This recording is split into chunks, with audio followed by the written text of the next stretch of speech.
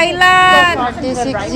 So before ni nahitabo guys, nagplano na gyud ko dugay na ko nagplano guys nga moadto kog Thailand nga makikita ko ni Miski. So sa wakas na gyud ko sa eroplano guys. So giampo ko niya ang akong pagbiyahe dito sa Thailand nga guys nga ma-safe ang amo ang travel, safe in our way. So Lord guide us always. So dako kayong G-Star guys. By the way guys, kanina yung G-Star nga airplane guys, first time kanina ko nakasakay kay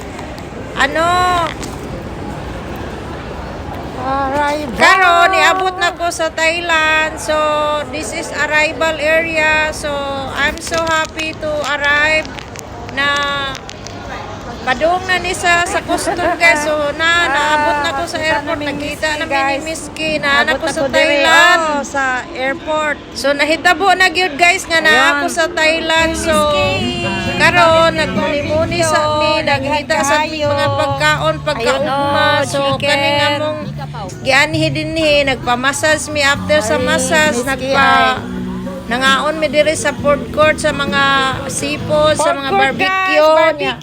Naay kanang boko juice, daghan kay diri guys. So pili-pili lang ka kung unsa imo ang gusto. So sulit man ang ako ang pagbiyahe guys kay ang condition sa travel nako okay ra.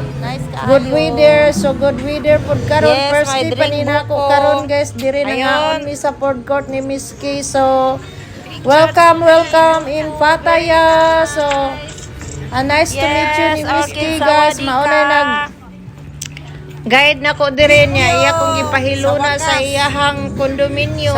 So okay naman guys kay nakapalit mig barbecue. So in a good things na makakaon kang mga seafoods ba. So thank you Lord, God bless.